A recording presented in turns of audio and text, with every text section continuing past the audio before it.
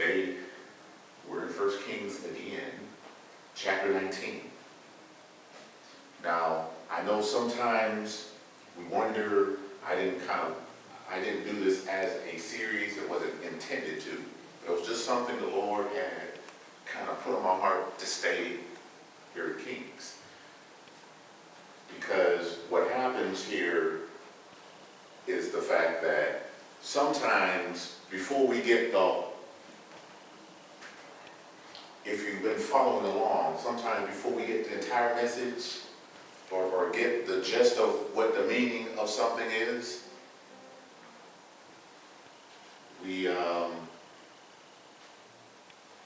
it's like we don't get it.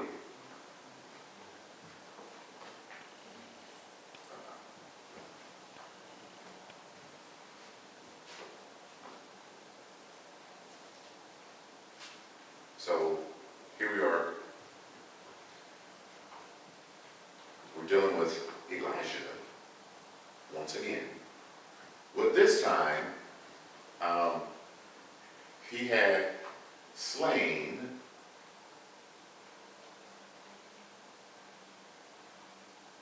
verse 1.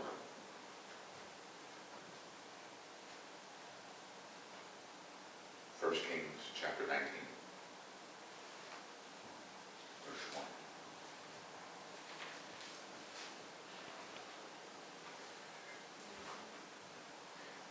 Previously what happened was this. In the last chapter, something in particular, and something miraculously happened with Elijah.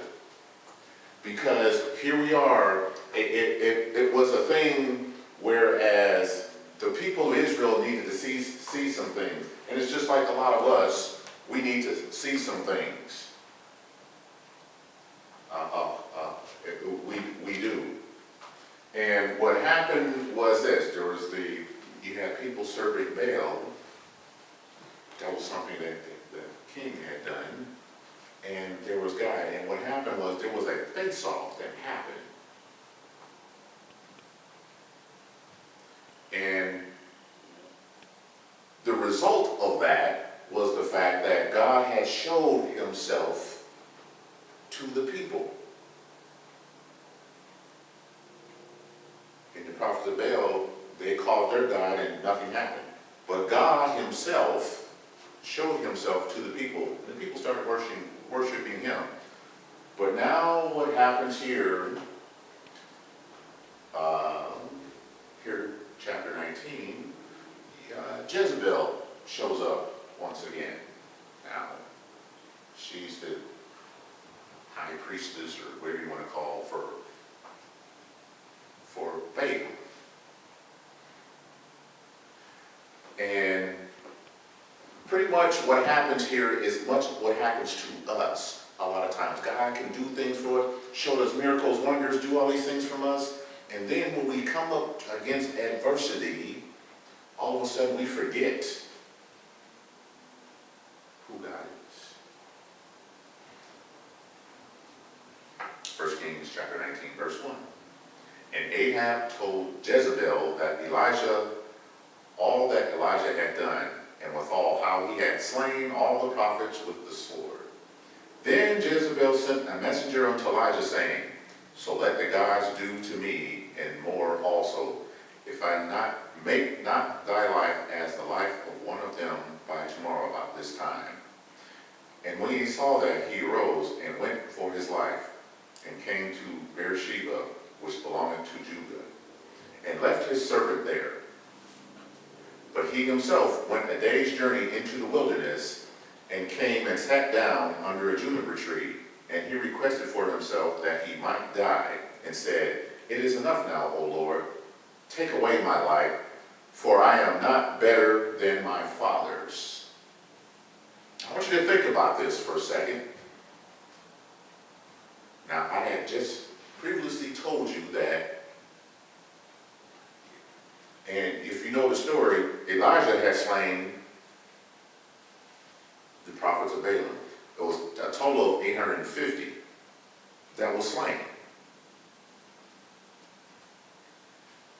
Something God had delivered in his hand. Now here, he's running. Verse 5, and as he lay and slept under the juniper tree, behold, then an angel touched him and said unto him, arise and eat. And he looked, and behold, there was a cake baked on the coals, and a cruse of water at his head. And he did eat and drink, and laid him down again. And the angel of the Lord came again the second time and touched him and said, arise and eat, because the journey is too great for thee.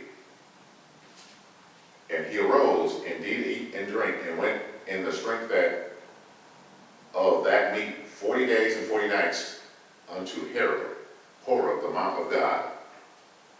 And he came thither unto a cave and lodged there. And behold, the word of the Lord came to him, and he said unto him, what doest thou here, Elijah? And he said, I have been very jealous for the Lord God of hosts. For the children of Israel have forsaken thy covenant, thrown down thine altars, and slain thy prophets with the sword. And I only am left, and they seek my life to take it away. Now, I want you to think about something. In the previous chapter, there was a prophet named Obadiah who hid 100 prophets in caves.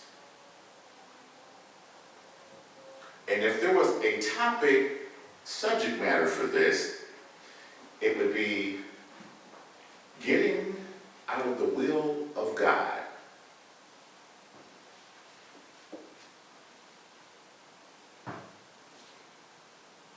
Verse 11. And he said, go forth and stand upon the mount before the Lord. And behold, the Lord passed by, and a great and strong wind rent the mountains, and brake in pieces the rocks before the Lord. But the Lord was not in the wind, and after the wind an earthquake. But the Lord was not in the earthquake. And after the earthquake a fire, but the Lord was not in the fire. And after the fire a still small voice. And it was so, when Elijah heard it, that he wrapped his face in his mantle, and went out, and stood in the entering of the cave. And behold, there came a voice unto him, and said, what doest thou here, Elijah? And it's the second time this question came up. And he said, I have been very jealous for the Lord God of hosts, because the children of Israel have forsaken thy covenant, thrown down thine altars, and slain thy prophets with the sword. And I, even I, am only left, and they seek my life to take it away. And the Lord said unto him, go return on thy way to the wilderness of Damascus. And when thou comest, anoint Hazael to be king over Syria. And Jehu the son of Nimshi shalt thou anoint to be king over Israel. And Elisha the son of Shaphat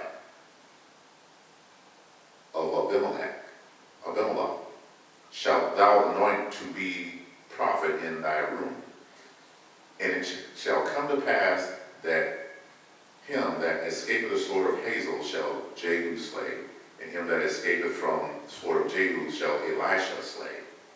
Yet I have left me 7,000 in Israel, all the knees which have not bowed unto Baal, and every mouth which hath not kissed him.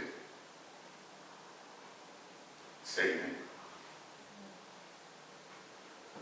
So essentially what has happened here is this. The Lord, Elisha ran for his life. He was scared because of what Jezebel said. Now, he has slain all of the prophets that she already had. All of them. They're gone. They're done. But because she says one thing, she threatens to take his life, he runs. And in the meantime, because all this time he has been seeking the Lord in everything up to this point except for this. Now all of a sudden, she sends a messenger to him, he runs. He doesn't sit down and pray, he takes off running. So now, because he is on the run now, keep in mind now, the Lord is watching everything that is going on. makes Elijah run. Sends an angel to feed him. And then, when he gets to a place where the Lord had not sent him, he asks the question, what are you doing here?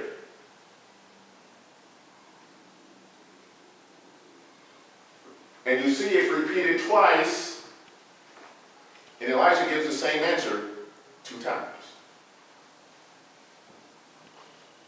And in the process, because of, and if you look at the last part there, the Lord tells Elijah something very important. He said there are 7,000 people in Israel that have not bowed to Baal. And essentially what's happened here is this. Elijah had given up because he was afraid. He gave up. He's like, okay, this is just way too much for me.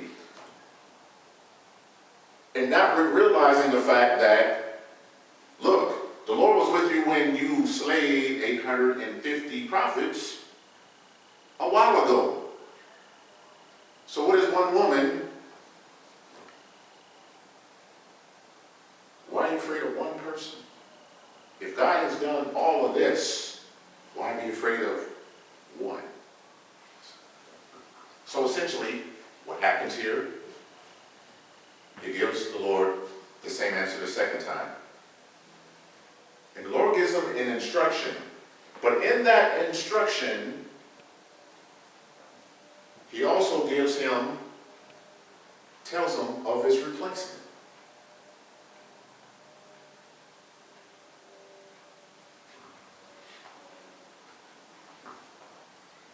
Now I want you to think on this now. Gives him a replacement, his replacement, Elisha.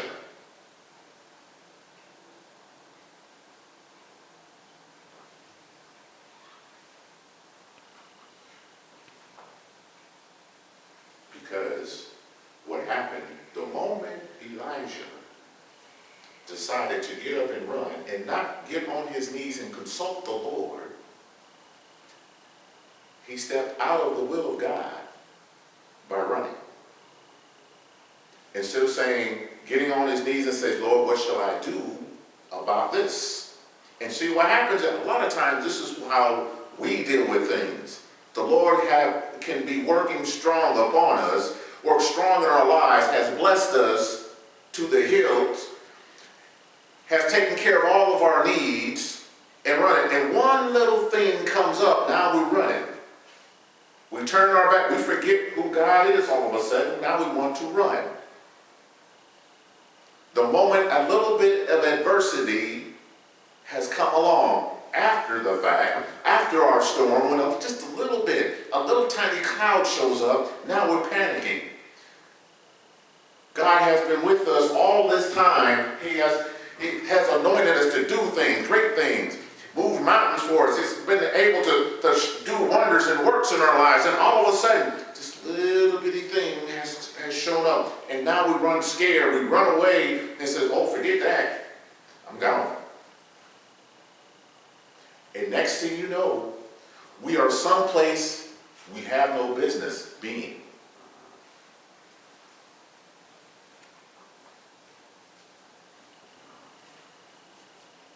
And that could be, in our lives, that could be anything.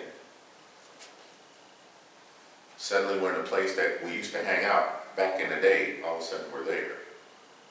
Suddenly we're hanging out with a crowd we shouldn't be hanging out with because the Lord has shown us and everything has guided us all this time when we've been strong with the Lord, and all of a sudden this one little thing comes up, and all of a sudden I need to go hang out with this crowd over here because why? I'm in my comfort zone here. Because if I do this, I'll feel good. And when the only thing we need to do is this, consult the Lord in everything. When that little trial comes up, you just came back through a major trial. Now when a little small one comes up, something simple, we want to run from it. So now what happens is, I'm in the will of God over here. The Lord is blessing me. The Lord has taken care of all my needs. The Lord has done great things in my life. He has brought me from made me something out of nothing. And sometimes it can be just a little bump in the road, and a little bump in the road changes our direction, and all of a sudden we panic.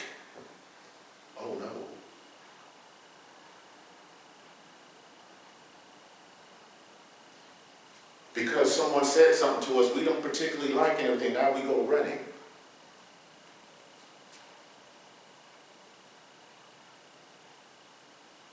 It could be something that a long time ago you forgot. It shows up, and it's like, I don't want to deal with this.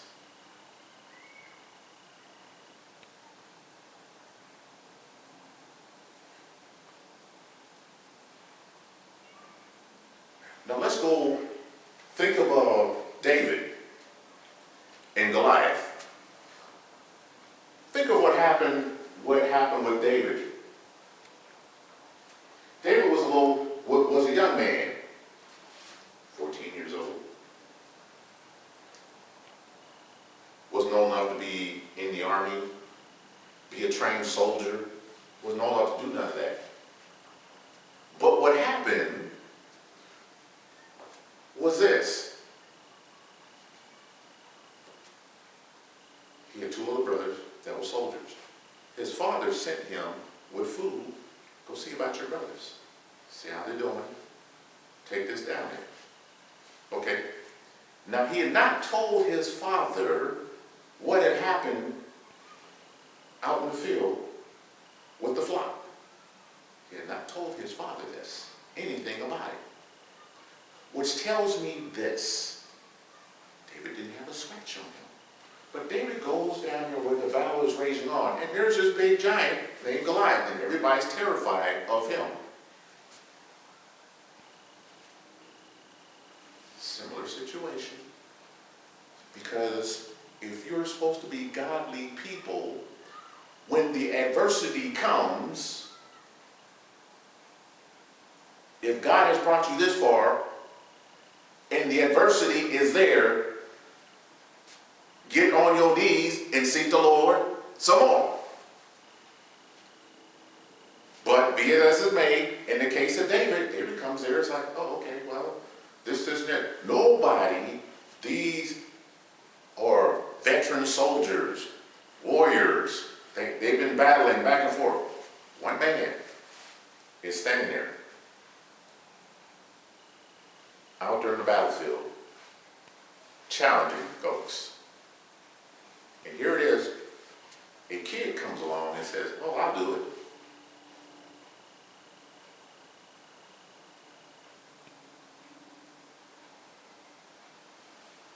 And nobody could understand why he said that. His brothers got mad at him. He says, no, I'll do it. Because no one else would. But because of the fact when he started speaking of what happened prior to him getting there, because the Lord had prepared him for the adversity, the trial that was in the storm that was in front of him.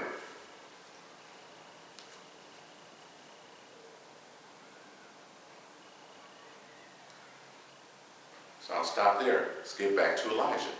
Elijah had just been through the storm. A huge one. Now here was another one coming, but he decided to run from the storm. But instead of consulting with the Lord on how to deal with this storm, he ran from it. And a lot of times that's what we do. When the next storm comes along, we give up and we want to run away from the storm. And you know, if God is with you, the moment you decide that you want to turn and run, now you have stepped outside of the will of God.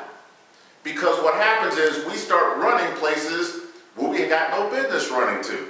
We end up in places we shouldn't be. Elijah was running. He went to the wilderness. God didn't send him there. He went to Mount Horeb. He wasn't supposed to be there because God hadn't sent him there. And that is why the Lord asked him on twice, Elijah, what are you doing here? Because basically the Lord had not sent him there, but the Lord was waiting for him to consult him about what to do with Jezebel. But no, Elijah decided, oh no, I'm not going to consult the Lord, because what happened is self got in the way and said, oh no, this woman's going to kill me, but forgetting what God had delivered in his hand before.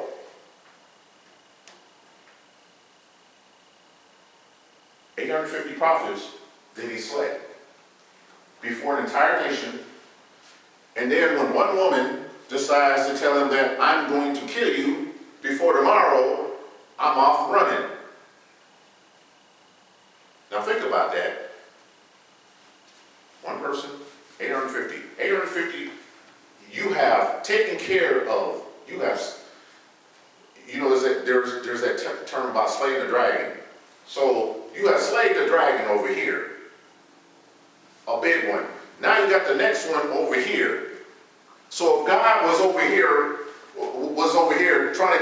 was taking care of you over here, what makes you think if you don't consult with him, he's not going to take care of you over here? Only thing you have to do is ask. And see, a lot of times we get in self. Self gets in the way. We start looking at, oh no, that all of a sudden like, oh no, and forget, oh, back here, God was with you over here, took care of this big thing. This is just a small thing. This is just a bump in the road. But we don't want to pray in a bump in the road, and we want to say, God, Lord, this is a big thing. I need you right now. But what about the little thing? The little thing you need to seek from the Lord too. But when that little thing become a big thing, because Elijah made that small thing a big thing by running. And it could have been taken care of right then. And a lot of times, that's what we do.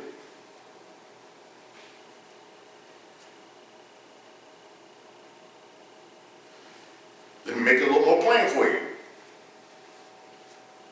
Everybody got bills. All of us do. I ain't got a bill to my name. We all got bills. Sometimes what happens is the creditors keep calling. We don't want to talk to them. We start running. Oh, let me see now. They come knocking on your door, asking you about things. Oh, he's like, going to dodge that and everything. They want to ask, when are you going to pay this? Oh, I don't need to talk to you. I'm not going to do that. I'm not home.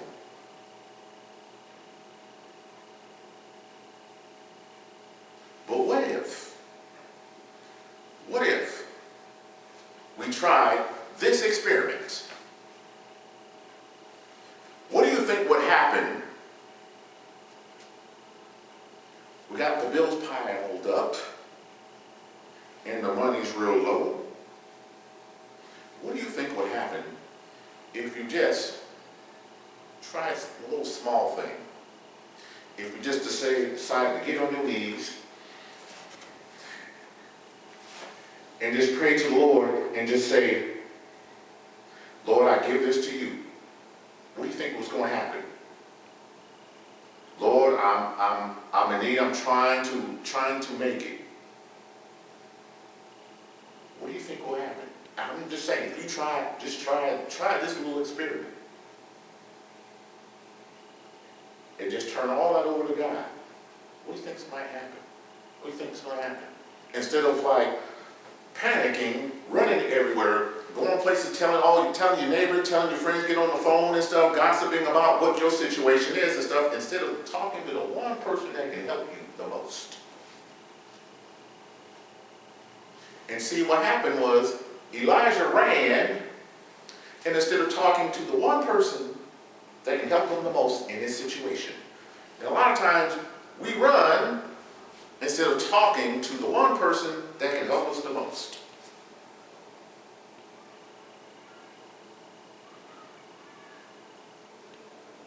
The one person that can help us.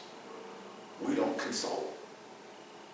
But we go all around doing all these other things, trying to figure out what we should do, what we shouldn't do.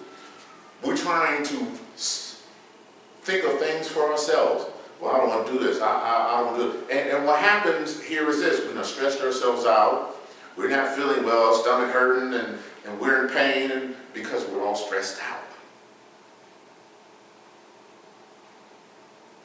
Because the moment it comes up, we've taken on a burden.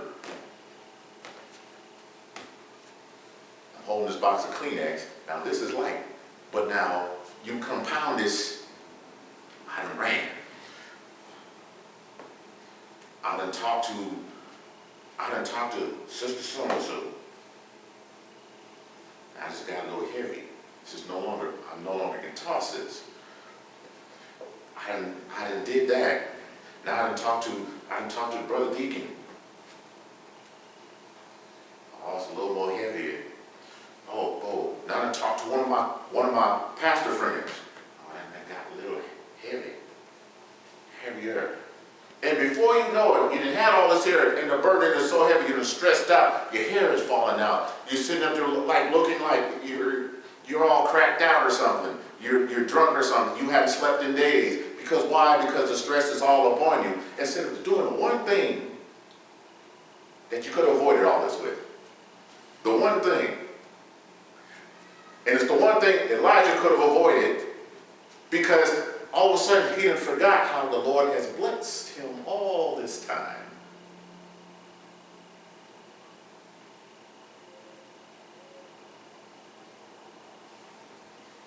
And let's do the math on this now. There were 450 prophets there. Now Elijah was sent to Israel for the people to make a choice. God sent him there. He already knew what the odds were when he got there. He ran across a prophet named Obadiah. Obadiah was already afraid because the prophets of Baal had been killing the prophets of God off. He told Elijah this, and Elijah was like, yeah, okay, no problem. All right. And Obadiah kept telling him, says, well, you're going to send me back to the king, and said he's going to kill me. He says, no. It's not going to happen. Obadiah said that again. It's not going to happen. And Elijah says, it's not going to happen. He says, just tell them this. Bring the children of Israel to this mountain. Bring the prophets of Baal up there. The 450 prophets up there. And the 400 prophets of the groves up to this mountain.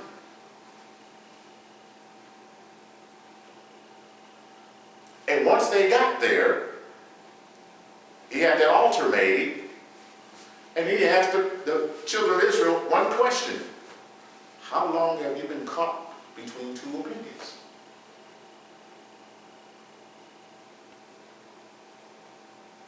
Now, does that sound like somebody who should be afraid of somebody right now?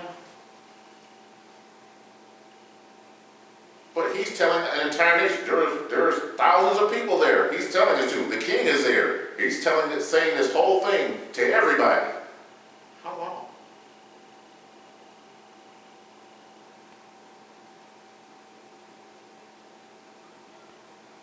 And then after that, he tells them, go first.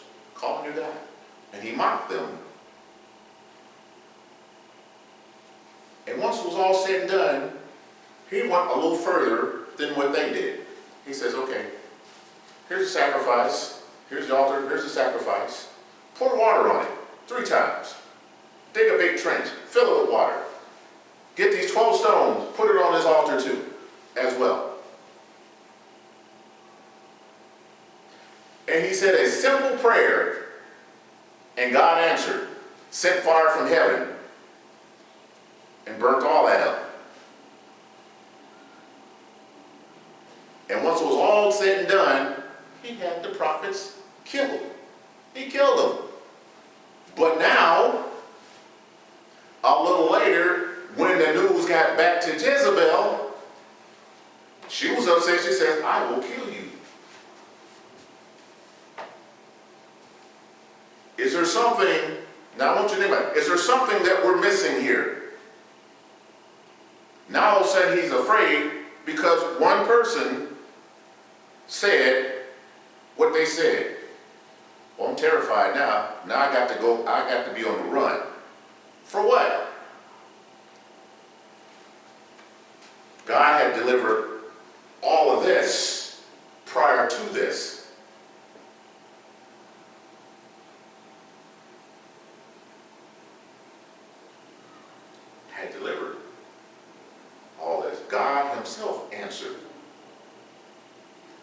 power like that, why?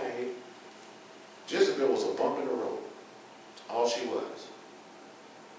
By this time tomorrow, you'll be dead by this time tomorrow, because I'm going to have you killed.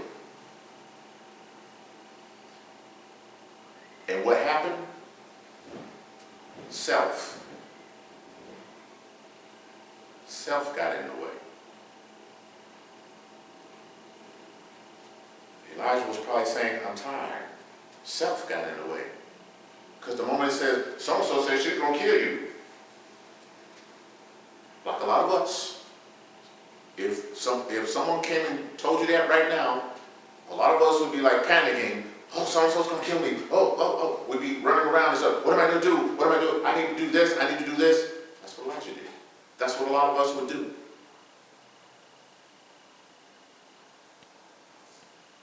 And the one thing Elijah should have done, he didn't. Because the moment he ran, he stepped out of the will of God. He ran. Instead of doing the thing he had been doing all along, all this time, to this point. And that one thing was pray. All he had to do was just get down on his knees and just cry out to God. But self got in the way.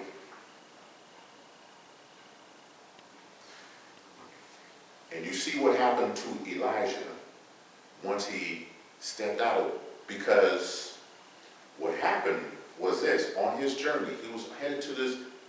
His journey initially was only 80 miles. And when God asked him the first time, what was he doing there?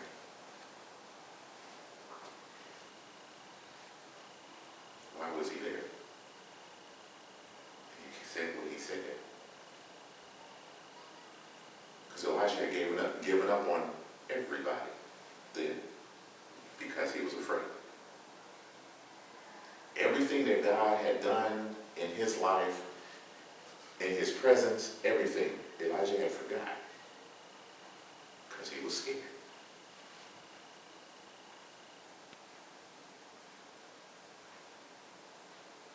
It was in the wilderness 40 days and 40 nights.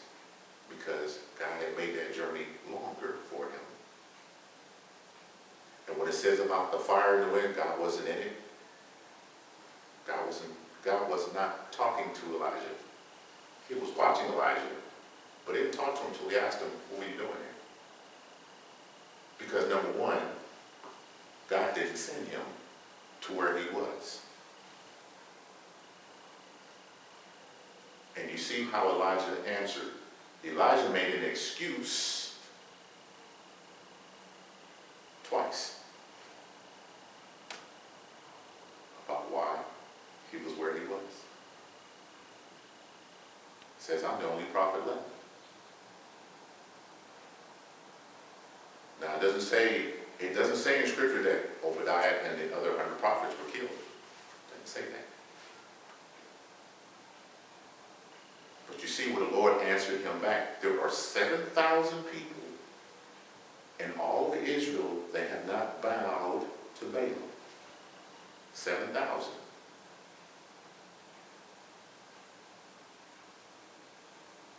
He was making a point to Elijah. He says, you're saying that everyone had turned their back. He was the only one left. And the Lord had to tell him that's not true. There are 7,000 people that have not, that serve me and not Baal.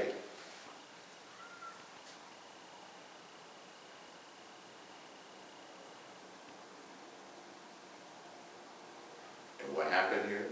Elijah had gotten himself to the point, self had gotten himself to the point where his mind was thinking that this is what's going on, and forgetting the fact that everything God had done up to that point, that he had seen, that he had experienced, that he was a witness of, that he had ministered,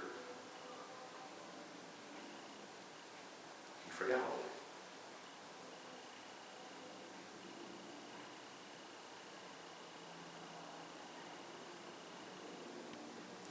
So what do? First thing we do is this. When that bump in the road comes in our lives, remember where God has brought us from. Remember where got you from. Remember everything God has done in your life up to this point. So when that bump in the road comes, get self out the way. Do what you've been doing for all this time. When you were going through, when you prayed, that's the same thing you got to do when the bump in the road comes. Lord, what do you want me to do? Lord, this is what's going on. This is what's happening. Only thing Elijah had to do is says, Lord, here's this woman here saying that she's going to kill me. Lord, what do you want me to do? What should I do from here? I feel like running, because that's our human nature. We do things. Human nature tells us to do things. But it says, what do you want me to do? What should I do about this situation?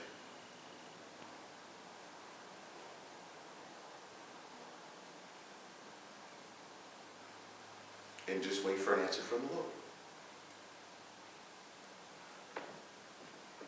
Pray. That's all Elijah had to do to avoid. He could have avoided the 40 days and 40 nights in the wilderness. He could have avoided his journey. He could have done all that. We could do all that. We could avoid some of the trials we go through if we would just do one thing. We don't forget what God has done for us prior to this next trial, prior to the bump in the road. Just don't give up just because. We don't need to sit there and tell our friend. We don't need to be calling folks about our situation, sharing our situation about what's going on. We don't need to put it all on Facebook, Twitter. We don't need to do all that. We don't need to be texting one another talking about, oh, you know, I'm going through this. Like, no, we don't need to do that. We need to give it to God.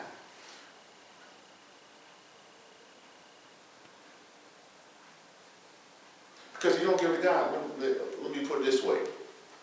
A mountain will not move if you just sat there and yelled at it.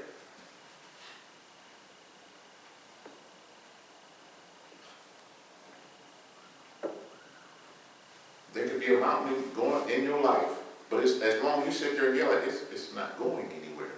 But the moment you pray to God and ask Him to move that mountain, then it will go somewhere.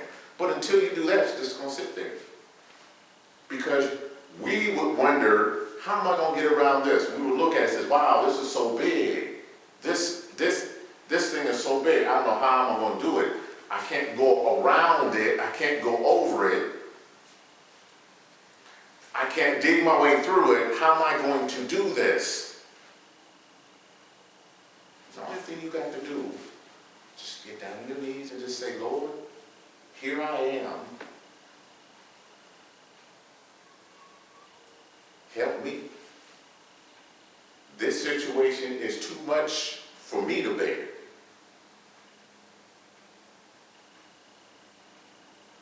Because let me tell you something. You start telling your friends about what your mountain is, your friends can't help you move that mountain either. You can have the strongest men in the world, that mountain still ain't gonna move.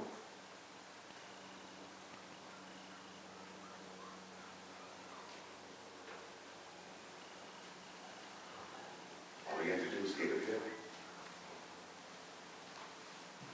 Amen.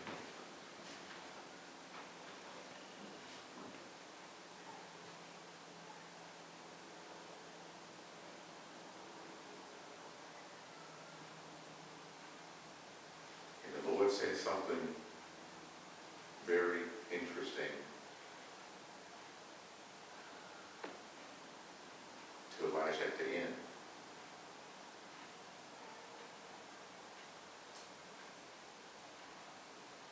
Because it says, the Lord was telling Elijah something, because Elijah had talked about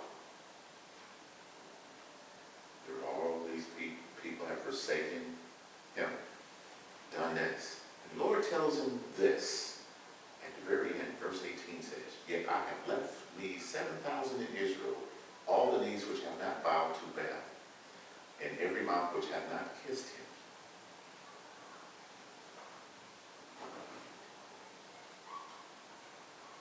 So what does that tell you? Elijah was going off pure emotion without asking God first. Because God tells him that there are 7,000 people in Israel that have not bowed, does not serve Baal. They are there. Elijah was trying to account for it differently. These are all the people do. Because you can't put everything, everybody in the same boat.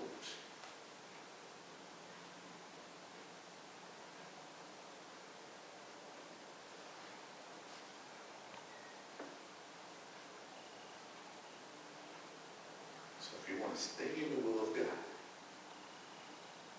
number one, you have to keep your prayer life. Continue your prayer life.